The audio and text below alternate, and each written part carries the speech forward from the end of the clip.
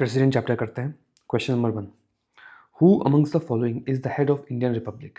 ठीक है, रिपब्लिक का मतलब प्रियम्बल में देखा था, अगर याद आ रहा हो तो याद करने की कोशिश करना। कौन होता है हेड? तो प्रेसिडेंट। अब इसको थोड़ा सा समझते हैं, इसमें कुछ चीज़ें हैं और तो देखो जी, रिपब्लिक वर्सेस मोनार्क। तो जो हेड ऑफ द स्टेट होगा, अगर वो इलेक्टेड होगा, दैट इज इनडायरेक्टली और डायरेक्टली, उस स्टेट्स को हम रिपब्लिक बोलेंगे। If the head of the state is hereditary, then उसको मोनार्की बोलेंगे। तो British is a constitutional monarchy and India is a republic. ठीक है, ये पहले क्लियर हुआ ये वर्ड। अब प्रेसिडेंट को देखते हैं। देखो जी, head of executive slash head of state slash de facto head, ये सारे वर्ड्स यूज़ किए जाते हैं प्रेसिडेंट के लिए, तो ये बात भी ध्यान रखना। हेड ऑफ एग्जीक्यूटिव क्यों? क्योंकि without the sign of president nothing can be implemented. Head of state क्यों? क्योंकि वो हाईएस्ट बॉडी, हाईएस्ट ऑफिस होता है स्टेट का। एंड डी फैक्टो का मतलब नॉमिनल स्लैश टिटुलर, ये सारे वर्ड्स हैं। ठीक है, सिंबॉलिक, ये हेड होता है आपका प्रेसिडेंट। एंड इसी में एक डी फैक्टो की जगह एक और वर्ड आता है डी जोर, नॉमिनल की जगह आता है रियल। तो डी जोर हेड एंड रियल हेड, ये है अपना पीएम। तो ध्यान रखना बात, ठीक है। तो इतना कुछ है प्रेसिडेंट के लिए। अब चलिए आगे बढ़ते हैं। हाँ जी, हाँ, according to constitution of India, जैसे अकॉर्डिंग टू आ जाए, be very careful. According to constitution of India, who among the following is the head of the state. आगे हेड ऑफ द स्टेट, ये है प्रेसिडेंट। अभी आर्टिकल भी पढ़ाऊंगा इसका, एक मिनट। अब क्या है जी, the president of India is different from British king. अभी बताया कि president of India republic elected, British king monarchy hereditary. Office of Indian president is similar to American. हाँ जी, Indian president and American president similar है in the terms of कि they are elected, मगर उनकी powers बहुत अलग है। तो इसका आंसर सी है, ठीक है ना, A is true and R is false. तो देखो जी कैसे है। तो president India, president America. India में जो प्रेसिडेंट है वो सिंबॉलिक है, अमेरिका में जो प्रेसिडेंट है वो रियल है। ठीक है, इसके पास कंप्लीट पावर होती है, कंप्लीट पावर। यहाँ पे ओनली सिंबॉलिक पावर। इससे ध्यान रखना है कि Indian president is just symbolic. दो, एक डायरेक्टली इलेक्ट होता है, एक इनडायरेक्टली इलेक्ट होता है, दोनों इलेक्टेड ही है, मगर पावर्स बहुत डिफरेंट है। इसलिए the office of Indian president is similar to that of American नहीं। President of India is different from president of, ये बिल्कुल करेक्ट है, और सेकेंड वाला करेक्ट नहीं है। ठीक है, आगे आ जाओ। The union executive is headed by the president, बिल्कुल सही बात है। There is no limitation to the power of the president, no, there is a lot of limitation. President can act on the aid and advice of the council of minister, that's it. और वो खुद से कुछ भी नहीं कर सकता। No discretionary power is to president of India. He only have situational discretion. आगे हम बढ़ेंगे तो we will see what situational discretion does have. ठीक है, अब हम जरा बेयर एक्ट एक बार रीड करते हैं, आइए। चलिए देखिए, आर्टिकल 52 क्या कहता है। The president of India, there shall be a president. बस 52 इतना बोलता है कि there shall be a president of India. अब देखो ये 53 इंपॉर्टेंट आर्टिकल है। Executive power of the union, the executive power of the union shall be vested in the president. ठीक बात है, एंड आ गया, अब रुक जाना है, सेकेंड पॉइंट होगा। Shall be exercised by him either directly और indirectly through officer subordinate to him in accordance with the constitution. दो पॉइंट है इसमें, एग्जीक्यूटिव पावर कैसे होगा and how he will exercise it, तो ध्यान रखना है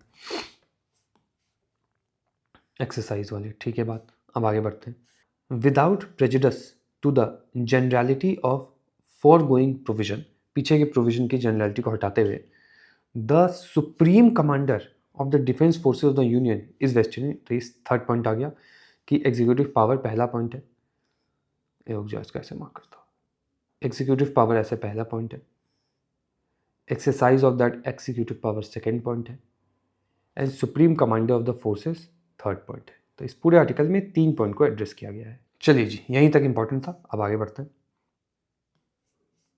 हाँ, question number 4, there is no limitation of power, there is limitation. आगे देखते हैं।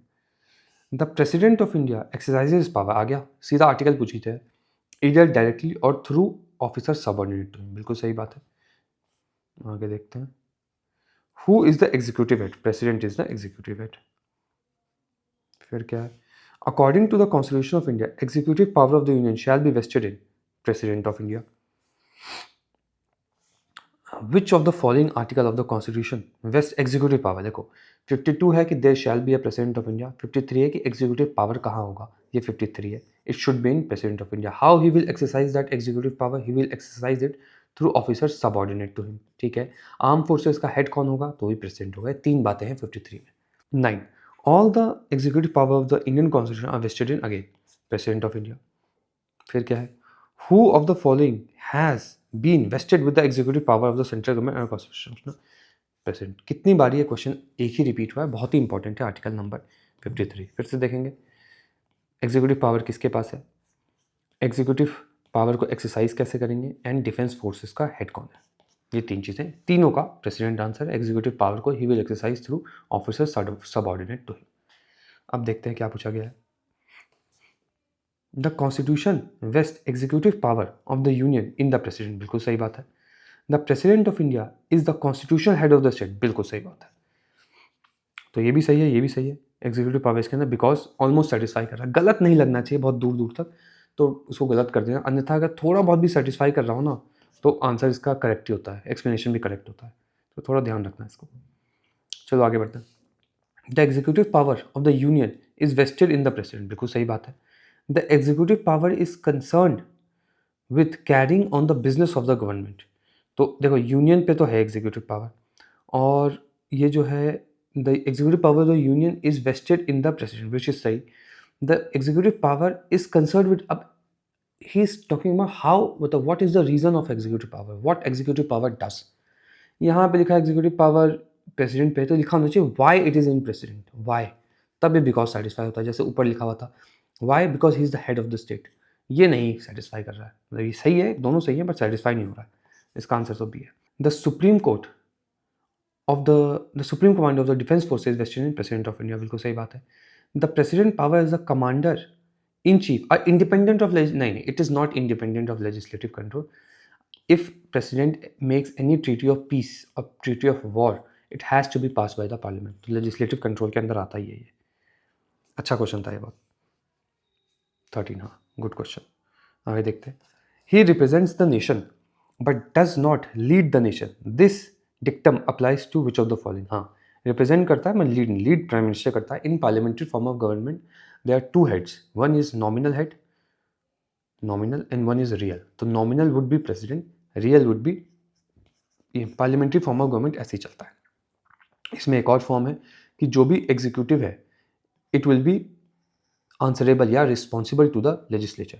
प्रेसिडेंशियल फॉर्म में क्या होता है, जो नॉमिनल होता है और जो रियल होता है दोनों एक ही होता है, प्रेसिडेंट। और जो भी एग्जीक्यूटिव है it is not responsible to the legislature. पता नहीं समझ में आया कि नहीं समझ में आया तो मैसेज करना, इसको और एक्सप्लेन कर दूंगा। विथ रेफरेंस टू द, हाँ ठीक है, तो president of India. How is the president elected in India, how he is elected. चलो ये एक नया टॉपिक आया है कि प्रेसिडेंट ऑफ इंडिया का इलेक्शन कैसे होता है। चलिए उसको देखते हैं। सबसे पहले देखते हैं हम कि क्वालिफिकेशन क्या होती है प्रेसिडेंट ऑफ इंडिया बनने की। क्वालिफिकेशन, ठीक है। तो सबसे पहली क्वालिफिकेशन ऐसे ज़्यादा नहीं है कि मिनिमम एज क्या होनी चाहिए। मिनिमम एज 35 ईयर्स ऑफ, ठीक है। सेकेंड क्वालिफिकेशन, ये इंपॉर्टेंट है कि he should be qualified to be a member of Lok Sabha. याद रखना, ये मेंबर ऑफ लोकसभा की क्वालिफिकेशन होनी चाहिए आपके प्रेसिडेंट के पास। इसके बाद और तो ऐसे ही है बस कि ऑफिस ऑफ प्रॉफिट होल्ड नहीं करना चाहिए। And then fourth is your कि सिटीजन ऑफ इंडिया होना चाहिए। Citizen of India he can be any, मतलब he, it is not necessary that he should be citizen of India just by birth. ये USA में होता है, India में citizen of India होना चाहिए किसी भी रास्ते से हो वो। अगर किसी को याद आ रहा हो, ब्रांड सिटीजनशिप में पढ़ाया था, टाइप करना जरा ब्रांड का क्या मतलब है पूरा, तो ये सिटीजन हो गया, ठीक है। अब आ जाओ, इसमें एक एक्सेप्शन है कि लेट जस्ट सपोज कोई व्यक्ति वाइस प्रेसिडेंट है, कोई व्यक्ति सीएम है, कोई व्यक्ति एमपी है, कोई व्यक्ति गवर्नर है, and he is standing for president of India.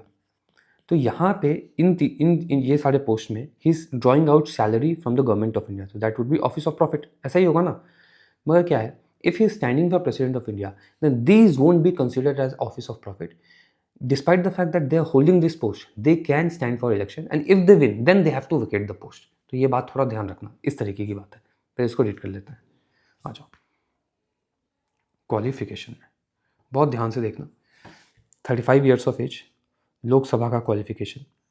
35 as जो है वो मिनिमम एज प्रेसिडेंट के लिए भी है, वाइस प्रेसिडेंट के लिए भी है, गवर्नर के लिए भी है, ये भी ध्यान रखना.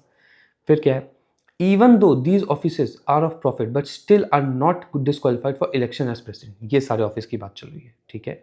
इसके बाद क्या बोला है, the president shall be a member of, shall not be, sorry, तो president shall not be a member of either house. हाँ जी, तो क्या होता है, पार्लियामेंट वाले चैप्टर में से हम देखेंगे इसको बेहतर. तो parliament is equal to Lok Sabha, Rajya Sabha plus president of India, ठीक है. तो president of India cannot be member of all of this house. Lok Sabha, तो president of India cannot be MP, क्योंकि प्रेसिडेंट ऑफ इंडिया पार्लियामेंट का हिस्सा होता है, ये ध्यान रखना बात, इसलिए एमपी नहीं होगा ये. चलिए, अब जब नॉमिनेशन भरने जाएगा प्रेसिडेंट ऑफ इंडिया तो ही नीड्स, चलो इलेक्टोरल कॉलेज पे आते हैं, पहले तब इस पे आते हैं. तो अब देखो, प्रेसिडेंट के इलेक्शन में कौन कौन वोट कर सकता है, ये होता है president voters who can vote for this election, इसको बोलते हैं electoral college. Normally prime minister या एमपीज़ के इलेक्शन में कौन वोट कर सकता है, पीपल अबव 18 जिनके पास वोटर आईडी है वो वोट कर सकते हैं. तो those are the electoral college.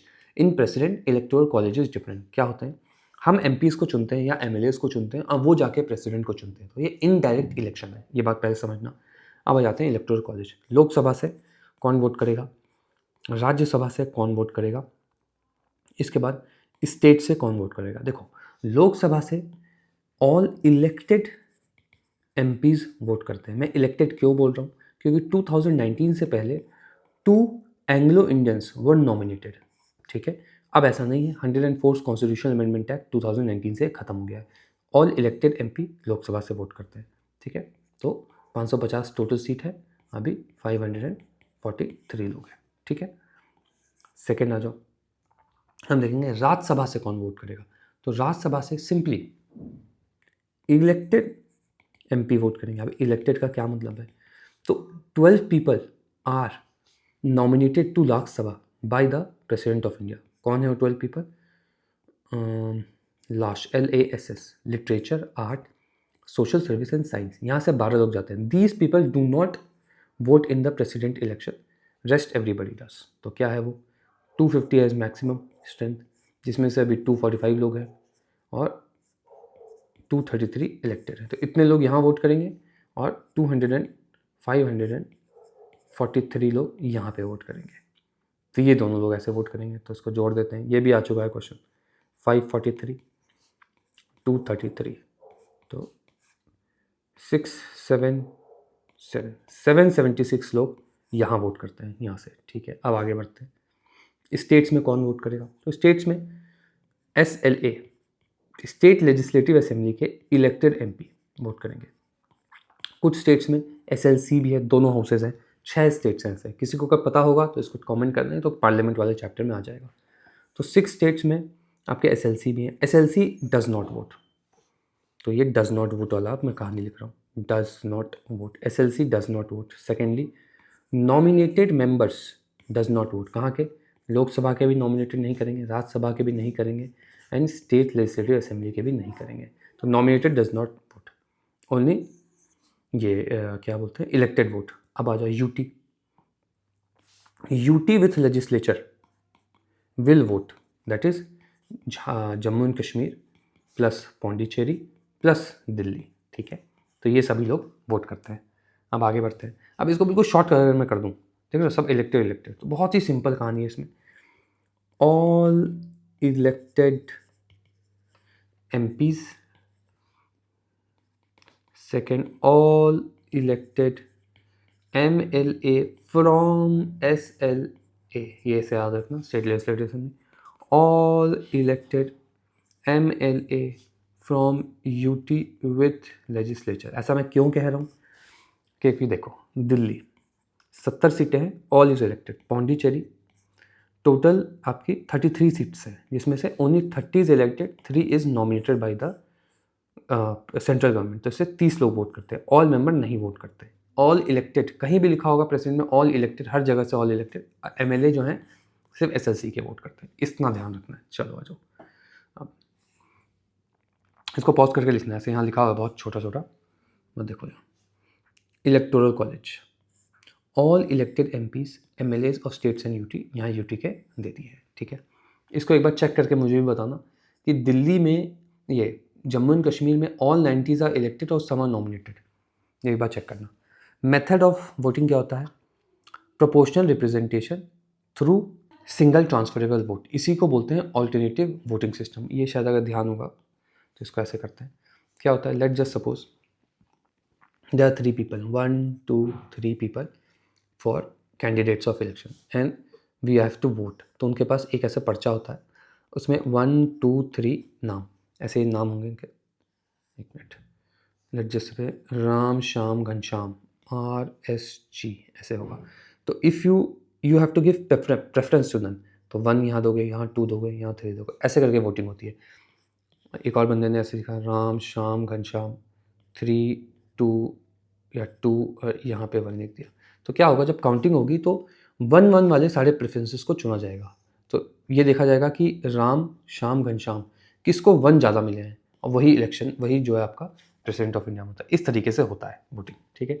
एक वीडियो अटैच कर दूंगा 2 मिनट की है नीचे, उसको देख लेना, उससे समझ में आ जाएगा बिल्कुल। ये ऐसे इसको बस ऐसे ही याद रखना है, खत्म हो जाएगी कहानी।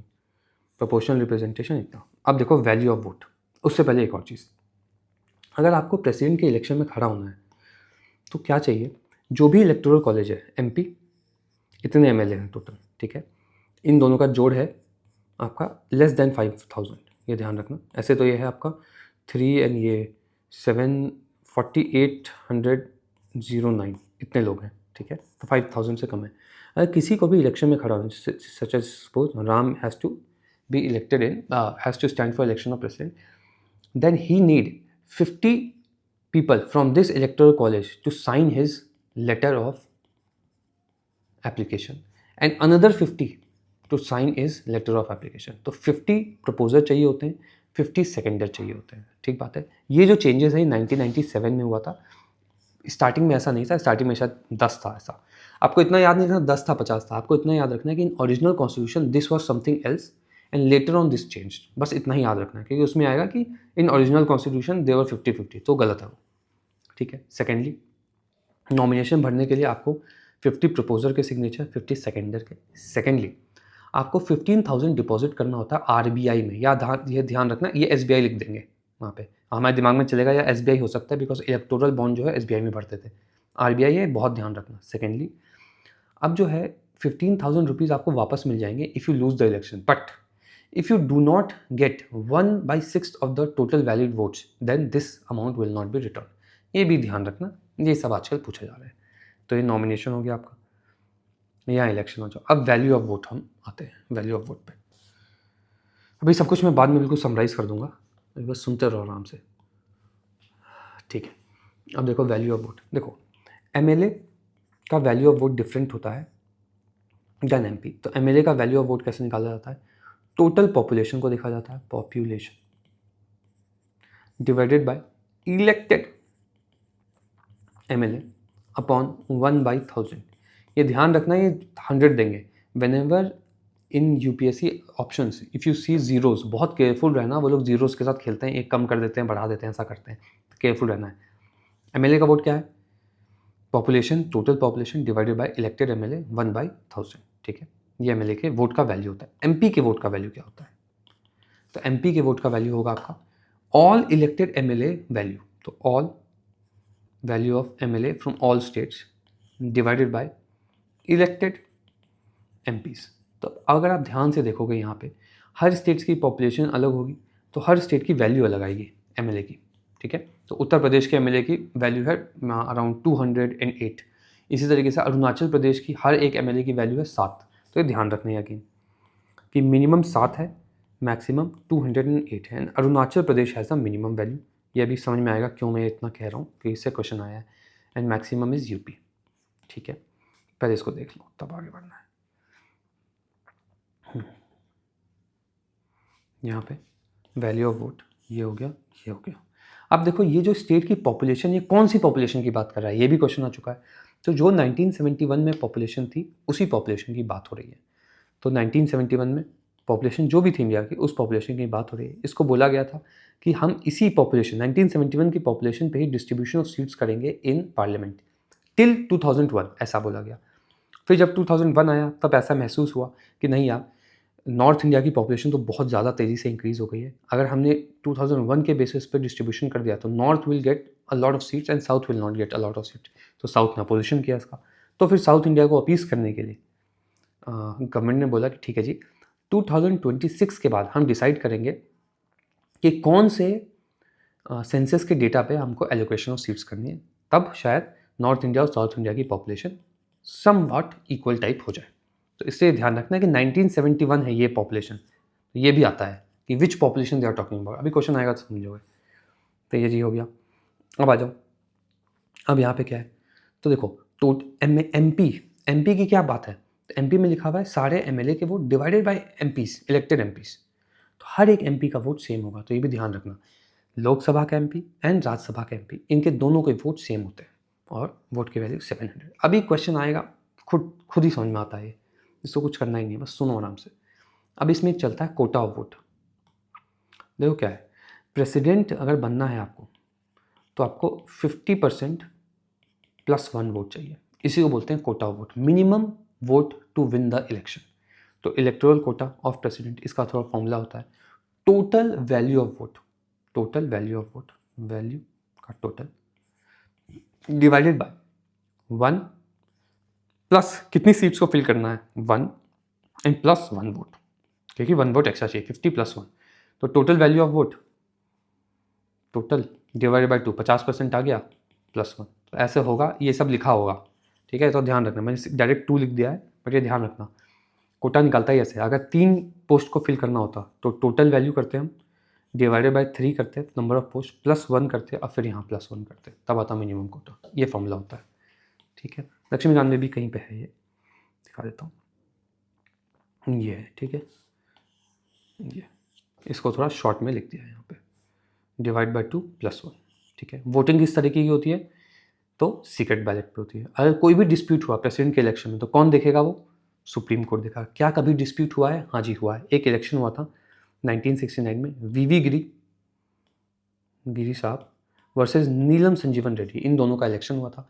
हाँ, इसमें नीलम संजीवन रेड्डी ने बोला कि इलेक्शन में धांधली हुई है और वो कोर्ट में उन्होंने केस कर दिया।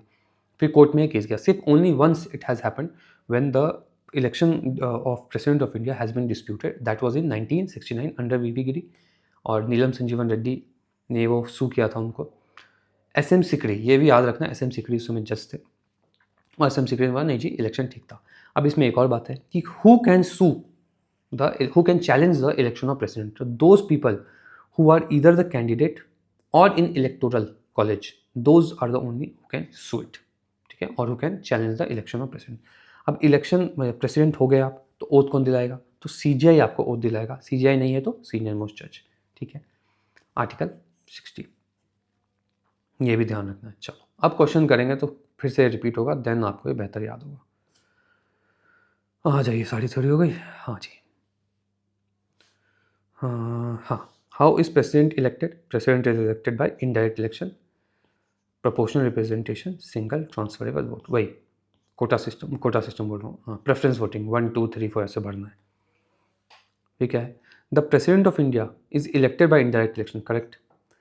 There is a provision of electoral college consisting of elected, बहुत ध्यान रखना, elected member of both the houses, ठीक है, इलेक्टेड मेंबर ऑफ कौन सा है, state legislative assembly of the state. बिल्कुल सही है, दोनों ही सही है। अब दोनों सही है तो क्या C होना चाहिए, अब देखते हैं इसको। The president of India elected indirectly because the electoral college consist of हाँ जी, इलेक्टेड मेंबर अगर चुनेंगे तो उसको इनडायरेक्ट इलेक्शन बोल देंगे, विच इज एब्सोल्युटली ट्रू। चलिए आगे बढ़ते हैं। In India the president is elected by, हाँ, single transferable vote, proportional representation, तो दोनों ही है। PRST भी बोलते हैं इसको। अब आगे आ जाओ।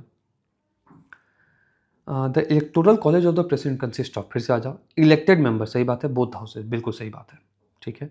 आगे, elected member of both the houses of the state, नहीं बोथ हाउसेज नहीं है, सिर्फ वन हाउस, अभी बताया SLA है सिर्फ, ठीक है। फिर क्या है, elected member of legislative assembly of all the states, elected member of legislative assembly of all, correct. Elected member of legislative assembly of Delhi and Pondicherry and J and K का ढूंढ के बताना ज़रा मुझे को कि उसमें कोई सारे 90 के 90 इलेक्टेड या कुछ नॉमिनेटेड है, क्योंकि मुझे लगता है शायद नॉमिनेटेड होनी चाहिए वहाँ कुछ। The electoral college for the election of the president consist of, फिर से कितनी बारी आ चुका है ये क्वेश्चन, इंपॉर्टेंट है। मेंबर ऑफ बोथ हाउसेज नहीं, only elected. Member of the two houses of the parliament नहीं, only elected. Elected member of both the houses of the parliament and elected member of state assemblies, बिल्कुल सही बात है। Assemblies नहीं होना चाहिए, सिर्फ असेंबली होना चाहिए यहाँ पे, कोई बात नहीं। Next, the two UT which have been given the right to take part in the election of the President of India by the 70th Constitutional Amendment Act are, कौन सी यूटी हैं? दिल्ली एंड पौंडीचेरी। 70 सीटें, 33 हैं, उसमें से 30 सीट्स वोट। अब क्या पूछा गया है? Who among the following are not included, very important, not पूछा है, electoral college of the for the election of president, ठीक है। Elected member of house of people है, elected member of council of state है, elected member of legislative assembly है, elected member legislative council नहीं है, तो डी नहीं answer. अब आगे बढ़ जाओ। अब क्या पूछा गया है? Which of the following are the members of the electoral college of election, फिर से कितनी बारी आ गया है, अब तो याद हो जाना चाहिए। पॉज करो इसको अभी और लिखो तो जरा कि क्या क्या याद आ रहा है तुमको इलेक्टोरल कॉलेज में, ऐसे लिखना, ठीक है। ये क्राइटेरिया में याद रखना। इसके आगे इलेक्टेड इलेक्टेड इलेक्टेड, बस इतना 3 याद रहेगा, कुछ भी इसके अलावा होगा cancel. All the member of to houses, नहीं जी, 1 गलत। All elected member of state legislative assembly, सही बात है, SLA। अच्छा असेंबली है ना, हाँ ठीक है, असेंबली मान लो, उसको SLC बोलते हैं, काउंसिल, ठीक है, असेंबलीज चलेगा। All elected member of UT assembly, yes. All governor LG, नहीं जी, तो 2 and 3 आंसर है। आगे बढ़ते हैं। The electoral college of the president of India, इतनी बारी मैं क्यों कर रहा हूँ? क्योंकि इसी से याद होता है। इतना एग्जाम मैं दे चुका हूँ, तभी भी ये चीज़ में कन्फ्यूजन होती है। तो which ever question I am solving है, आप भी सॉल्व करना। जो क्रॉस है वो तो रिडंडेंट है क्वेश्चन, मगर ये जो करने वाले हैं कर लेना, इसको याद रखना ही है, इसको ऐसे ही याद होते हैं। Electoral college of the president of India consist of all elected member of Lok Sabha, सही बात है। All elected member of Lok Sabha या राज्यसभा, ठीक है। ऑल इलेक्टेड मेंबर SLA, ठीक है। All elected member of both the houses of parliament and elected member of, ये ज़्यादा कंप्लीट ऑप्शन है, देख लो ये तीनों सही है इंडिविजुअली, बट एक साथ यहाँ पे है, ठीक है। आगे बढ़ते हैं। क्या है लिखा हुआ? The member of the board of election of the president are elected Vidhan Parishad विधानसभा, तो विधानसभा परिषद नहीं, 1 2 3। नेक्स्ट आ जाओ। The president of India is elected by only member of SLA, नहीं, by the elected member of Lok Sabha Rajya Sabha SLA, D, ठीक है। ये तो repeat हो गया, इसको नहीं करो, ये हो गया खत्म इसका। नेक्स्ट, अब क्या पूछा गया? Which one of the following is not correct regarding president of India, not correct पूछा है, करेक्ट ढूंढना है। Election of a successor must be held before, चलो नया टॉपिक आ गया, ठीक है। सारे ऑप्शन पढ़ते हैं फिर आता हूँ। Election of the successor must be held before the expiry of the term of the incumbent president, ठीक है। The president shall hold office for a term of 5 years from the date on which he enters upon the office, सही बात है। On expiration of his term he continues to hold office until his successor enter upon the office, सही बात है। President election में B postponed on the ground that electoral college is incomplete, ठीक है। आ जाओ, पहले तो इलेक्टोरल कॉलेज इनकम्प्लीट क्या होता है यही समझ लो, शायद ये पता होगा तो ठीक, नहीं तो बताता हूँ। देखो जी, इलेक्टोरल कॉलेज में ऑल MPs हैं इलेक्टेड, ऑल MLAs हैं इलेक्टेड, 776 एंड 4000 समथिंग, ठीक है, ऐसा कर लो। तो लेट जस्ट सपोज कि कुछ जो MLA हैं, कुछ स्टेट्स हैं जैसे उत्तराखंड, तो उत्तराखंड का जो भी स्टेट लेजिस्लेटिव असेंबली डिसॉल्व हो गया है, तो MLA अभी काम नहीं कर रहे हैं, या MLA इलेक्टेड नहीं है, या फिर इलेक्शन नहीं हुए, तो ये सब अभी भरे नहीं है। तो इतने लोग are suppose to vote, but only 4000 people are voting, hence this is incomplete electoral college. क्या इसकी वजह से रुक जाएगा इलेक्शन? तो नहीं जी, ऐसा नहीं होगा। जैसे मणिपुर में प्रेसिडेंशियल रूल लगा हुआ है, तो वहाँ तो डिसॉल्व हो गया है उनकी असेंबली, तो क्या उसकी वजह से इलेक्शन रुकेगा? बिल्कुल नहीं रुकेगा, तो इलेक्शन तो चलता रहेगा, क्योंकि वाइस प्रेसिडेंट का भी इलेक्शन हुआ है जिसमें मणिपुर ने वोट नहीं किया, तो इलेक्शन रुका नहीं है। तो if electoral college is incomplete, election will continue, ठीक है। Secondly, term of the president of India is 5 years, ठीक बात है। अगर ये टर्म एक्सपायर हो जाता है तो क्या प्रेसिडेंट ऑफ इंडिया कंटिन्यू करेंगे? यस, कंटिन्यू करेंगे until new president does not take office. ठीक है, ऐसा क्यों करते हैं? क्योंकि देखो जी, विदाउट एग्जीक्यूटिव हेड साइन नहीं कर पाओगे आप, और साइन नहीं करोगे तो एग्जीक्यूट कैसे करोगे कुछ भी, किसी भी लॉ को? तो every law execution has to be sign by the president of India, इसलिए president of India has to be always there. This is similar the case for governor as well. Governor का भी 5 साल का tenure होता है।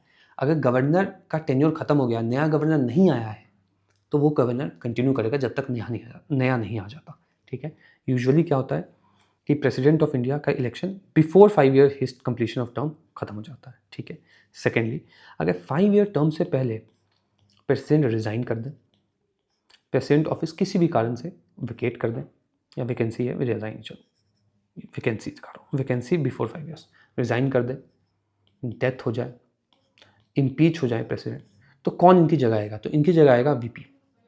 ठीक है, और मगर वीपी कितने समय के लिए रहेगा? तो वीपी ओनली 6 मंथ्स के लिए रहेगा। तो after vacancy at the seat of the president, because of these reasons, VP will become the president but only for 6 months. New president will be elected. USA में क्या होता है, अगर ऐसा हो गया, और late just suppose Donald Trump 5 साल के लिए था, 2 साल के बाद ये कुछ भी रिजाइन कर दिया, जो भी हो, तो जो VP होगा he will become president for next 3 years. India में ऐसा नहीं होता है, ये 6 ईयर्स के लिए रहता है, 6 मंथ्स के लिए रहता है। देन जब न्यू प्रेसिडेंट आता है तो फिर से उसको कंप्लीट 5 ईयर का टेन्योर मिलता है। तो ये भी बात ध्यान रखने वाली है। अब क्या है क्वेश्चन में? हाँ, कहा गया election of the successor must B, हाँ ये ठीक बात है, नहीं भी हुआ तभी भी कंटिन्यू करेगा फ्रॉम द डेट। हाँ, ये shall hold office term of 5 years, हाँ जिस दिन ही कंटिन्यूज टू होल्ड, हाँ दोनों सही है। चलो नोट्स में देखें जरा कहाँ ये सब लिखा हुआ है। नॉमिनेशन बता दिया, हाँ ये रहा, देखो प्रेसिडेंट वैकेंसी कैसे क्रिएट होगी, expiry of 5 year terms, his death, resignation and impeachment, he resigns to VP, और वीपी प्रेसिडेंट को रिजाइन करता है, प्रेसिडेंट वीपी को रिजाइन करता है। ये 3 केसेस में वीपी आपका प्रेसिडेंट बनेगा फॉर 6 मंथ्स। तो ये थोड़ा सा इसको मैं ऐसा कर देता हूँ, वीपी विल टेक ओवर। ठीक है, ऊपर वाले केस में on expiry of 5 years term में नहीं होगा, वो प्रेसिडेंट वापस से कंटिन्यू करेगा। चलिए जी, अब आगे बढ़ते हैं। 28, minimum number of electors needed to be proposer and seconders to be proposers of president, 50-50 बताए थे। ये पुराना क्वेश्चन है, आंसर इसका 50 है। नेक्स्ट क्या पूछा गया, in electoral college of the presidential election in India, हाँ ये अच्छा क्वेश्चन है, पॉज करो खुद से करना जरा इसको। The value of vote of elected MLA की बात कर रहे हैं, इक्वल टू पॉपुलेशन, सही है, divided by number of elected MLA, सही है, अपॉन 1000 नहीं, अपॉन 100 नहीं, अपॉन 1000, तो 1 गलत हुआ। The value of vote of elected member of parliament equal to the total value of vote of all MLA, सही है, elected MLA divided by total MPs, ये भी सही है, 700 वैल्यू होती है।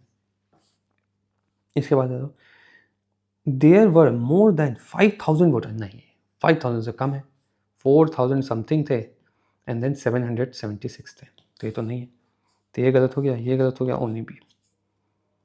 आगे बढ़ते हैं, क्या है, with reference to the election of the president of India consider the following statement, the value of vote of MLA varies from state to, बिल्कुल सही बात है, state to state, 7 Arunachal, 208 your UP. The value of vote of MP of Lok Sabha is more than last, देखो फंसा दिया यहाँ, नहीं ऐसा नहीं होता है, same same, this is different, only one. बेहतरीन क्वेश्चन, आ जाओ, अभी सारे वैल्यू ऑफ वोट वाले क्वेश्चन होंगे। चलो ये भी अच्छा क्वेश्चन है, which of the following is in, ये बहुत गंदा क्वेश्चन है, इनकरेक्ट पूछा है, करेक्ट ढूंढना। ठीक है, the president of India is elected by by the electoral college consisting of, क्या है, elected both houses, correct, elected SLA, correct, and UT, ये तो करेक्ट है। Value of vote of each member of the electoral college is decide by आ गया question, population census of 1971, and it will continue till the population of the first census after 2026। तो 1971 के census से ही population को match किया, मतलब 1971 का census ही है जिससे सीट्स का एलोकेशन हो रहा है इन लोकसभा, राज्यसभा एंड स्टेट्स। ठीक है, इस चीज़ को फर्दर 2001 के लिए, पहली बार जब आया था अमेंडमेंट तो 2001 तक था, बोला कि 2001 में हम इसको चेंज करेंगे, बट 2001 में ऐसा नहीं हो पाया, तो 2001 में फिर से रूल बनाया गया बाई 84th, ये थोड़ा याद रखना है, 84th। इसने बोला कि 2026 के बाद जो भी पहला सेंसस होगा उसके बाद हम डिसाइड करेंगे क्या करना है डिस्ट्रीब्यूशन ऑफ सीट्स के लिए, ठीक है। डीलिमिटेशन कमीशन आता है इसमें, अगेन जब वो क्वेश्चन आएगा चैप्टर आएंगे तो उसमें बताऊंगा, तो ये भी सही है। The elections are held in accordance with the system of proportional representation by means of single ये भी सही है, ठीक है।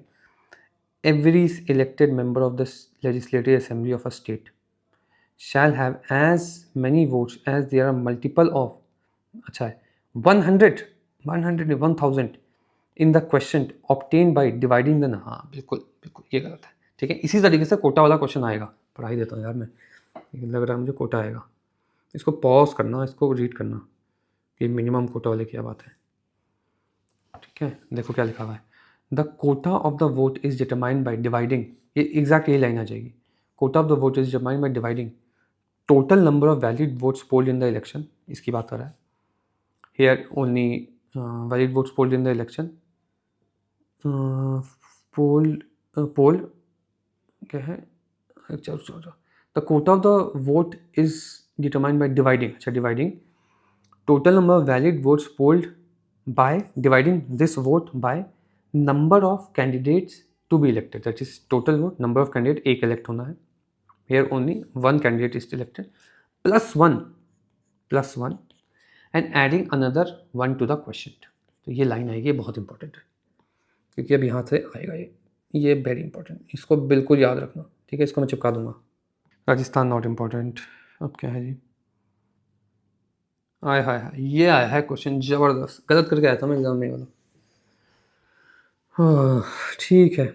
The member of the members nominated to either house of the parliament or the state legislative assembly of the state are eligible, nominated member eligible होते नहीं, higher the number of elective assembly seats higher is the value of vote of MLA, तो value of vote of MLA का formula क्या था, population upon elected MLA into 1/1000, ये था, क्या है, higher the number of elective assembly seats, ये seats जितनी ज़्यादा होगी higher will be the value, ये तो अगर ये सीट ज़्यादा होगी तो इन्वर्सली प्रोपोर्शन हो जाएगा ना वैल्यू, तो ये तो कम होगा, तो ये तो नहीं है, ये भी नहीं है। The value of vote of MLA of MP is greater than, ये तो याद ही होना चाहिए, अब MP का ज़्यादा है केरला का ज़्यादा, नहीं कर सकते इसका कुछ भी हम, question mark. The value of vote of MLA of Pondicherry is higher than that of Arunachal Pradesh, which is true, सही बात है, अरुणाचल का मिनिमम है 7, बिकॉज द रेशियो ऑफ जो भी है वो रेशियो, तो ये तो सही है जी, तो ये सही हुआ, इसका हमको पता नहीं है, तो इधर 2 है या 1 है, देखो A और B में से चुनना होता है तो मैं हमेशा ही B चुनता हूँ, तो मैंने यहाँ भी वही किया, आंसर A है, ठीक है। अब इस क्वेश्चन से क्या लर्निंग है हमारे लिए, तो टेबल देखना है लक्ष्मीकांत का, आ जाओ टेबल पे आ जाओ पहले तो, वैल्यू ऑफ वोट देखो मैंने मार्क किया हुआ इधर, जो मार्क है बस उतना ही देखना है, कंप्लीट टेबल नहीं। अरुणाचल प्रदेश कितनी सीटें थोड़ा देख लेना, 60, वैल्यू ऑफ, अच्छा 8 हो गया है, ठीक है, तो उसको चेंज कर दूंगा, 8 हो गया ये, ठीक है। 7 लिखा हुआ था मैंने, 7 लिखा हुआ है। केरला 152 है, मध्य प्रदेश 131, ये थोड़ा याद ही रख लेना कि क्वेश्चन आ गया, अगर आएगा तो ये आ जाएगा और इसके अलावा कुछ आ गया तो कोई नहीं कर पाएगा, अगर ये आ गया तो इतना तो कर लोगे। Kerala is more than MP, और सीट्स भी देखना है, ठीक है। यूपी का भी मार्क किया होगा मैंने यार, ऐसा तो नहीं होगा, यूपी मार्क्ड होगा इधर, यूपी देखो 403 208 मैक्स यहीं पे है। पौंडीचेरी ये भी क्वेश्चन में आ चुका है, तो 30 16 वैल्यू है, तो थोड़ा ध्यान रखना, इसको लिख देता हूँ मैं ऐसे, इसको करेक्ट कर देते हैं,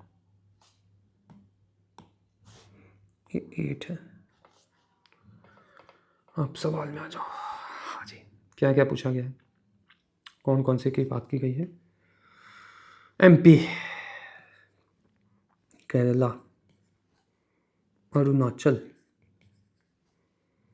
एंड योर पौंडीचेरी एंड ये यूपी, तो हाईएस्ट यूपी 208, अरुणाचल 8, पौंडीचेरी 16, केरला का हाइयर है आई थिंक 152, 131, एक बार फिर से चेक कर लो, याद ही नहीं आ रहा है तो